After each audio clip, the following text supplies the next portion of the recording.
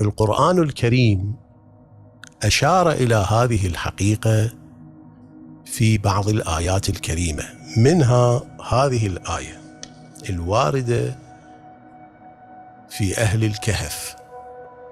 يقول عز وجل: وكذلك أعثرنا عليهم، أصحاب الكهف، ليعلموا أن وعد الله حق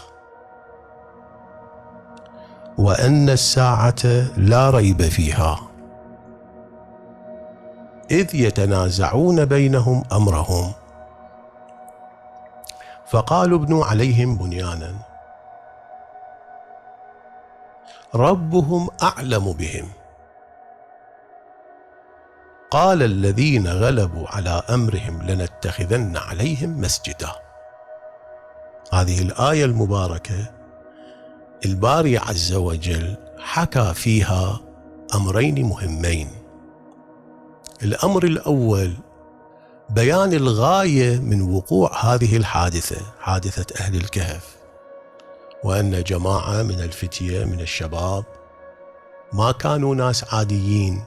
أهل الكهف كانوا من رموز السلطة، فبيدهم قرار سلطوي وبيدهم الشهرة والقدرة، تخلوا عن ذلك لأجل معتقدهم ومبدئهم فذهبوا إلى الكهف. الله عز وجل بين في هذه الآية، خلدهم حتى يبين للناس قضية المعاد، وأن الإنسان إذا مات كيف يبعثه الله عز وجل، باعتبار أن هذه القضية، قضية المعاد والبعثة، من القضايا التي كانت ولا زالت من المسائل التي يدور فيها الكلام والجدل.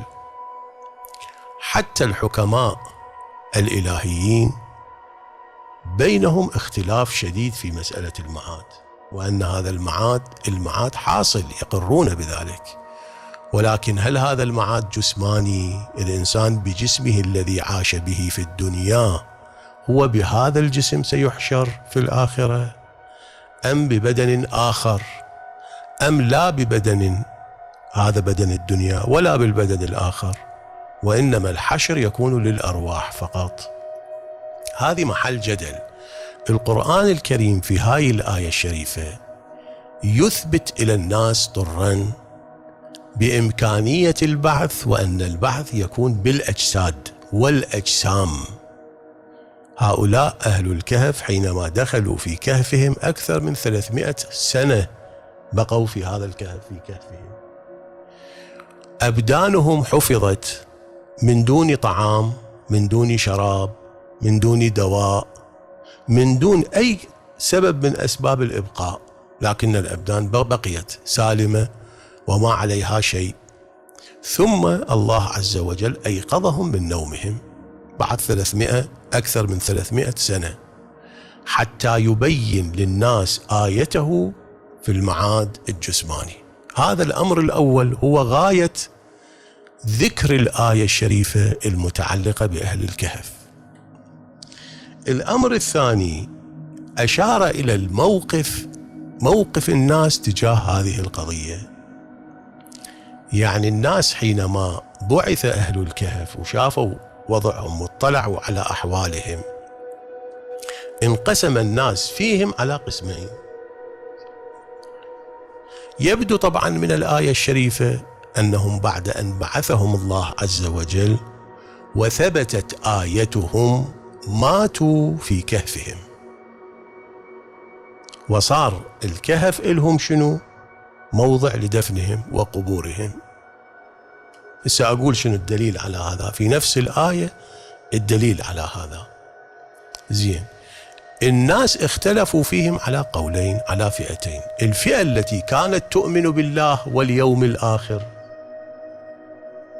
قالوا لنتخذن عليهم مسجدا، لأن أهل الإيمان في كل قضية، في كل حادثة فيها رمزية يخلدونها ببناء مسجد أو إقامة عبادة أو ذكر عندها أهل الإيمان شأنهم هذا، لذا قالوا لنتخذن عليهم مسجدا.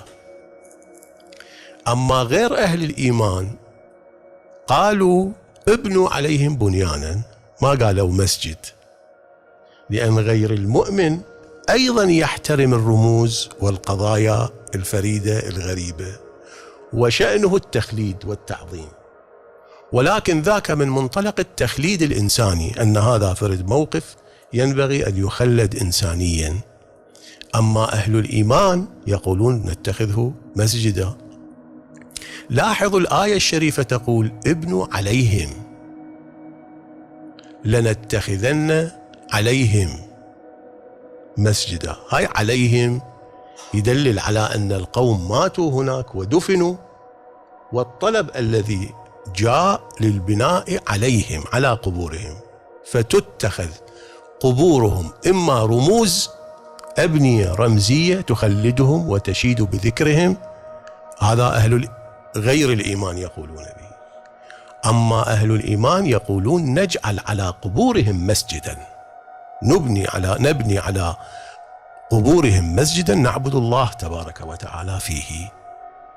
القرآن الكريم حكى هذه القضية وأقر كلا الأمرين، لا قال الأول مو صحيح ولا قال الثاني مو صحيح، إذن كلاهما صحيح في المنطوق القرآني. زين، هذا باعتبار أن أهل الكهف جمعوا خصائص تستحق التعظيم. أولا من جهة هم آية من آيات الله تبارك وتعالى، والله عز وجل جعلهم آية إلى البشر وخلد آيتهم في كتابه العزيز حتى تبقى إلى يوم القيامة، فالمكانة المعنوية موجودة لهم.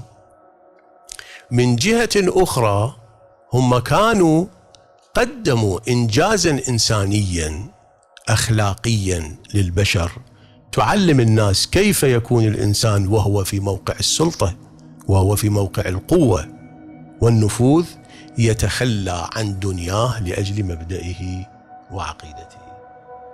هذا موقف إنساني نادر الحصول في تاريخ البشر، أن أناس يتخلون عن الدنيا وعن السلطة التي هم فيها لأجل مبدأ، لأجل اعتقاد. من جهة ثالثة كانوا من العلماء، الله عز وجل يقول إنهم فتية آمنوا بربهم بعد وزدناهم هدى. هاي زيادة الهدى يعني زيادة المعرفة والعلم. إذن هم جمعوا هذه المعايير الثلاثة للتعظيم والترميز في نظام الحقوق عند البشر وفي القوانين العالمية: المكانة المعنوية والإنجاز الإنساني والمكانة العلمية. كل واحدة من هذه الخصائص في نفسها تستحق التعظيم، فإذا اجتمعت هذا الاستحقاق يتعاظم. هذا كان بحسب البيان من هذه الآية الشريفة. في أئمة البقيع عليهم السلام الذين هدمت قبورهم بتصرف معلوم، دواعيه وأسبابه معلومة، القرآن الكريم الذي أقر لأهل الكهف لأنهم جمعوا هذه المعايير الثلاثة أن يبنى على قبورهم مسجد أو يبنى على قبورهم بنيان حتى يخلدون، ما جمع في أئمة البقيع الأربعة عليهم السلام أعلى وأكبر بما لا يقاس بينهم وبين أهل الكهف. الإمام الحسن عليه السلام والإمام زين العابدين والإمام الباقر والإمام الصادق عليهم السلام. حينما نستعرض المقامات والمناقب كإشارة سريعة في هذا المجال، نرى بأن الفضائل والمناقب التي يحظى بها كل إمام، كل منقبة من مناقبه هي تستحق التعظيم والإشادة وبناء المسجد على قبره بحسب تعليم القرآن الكريم.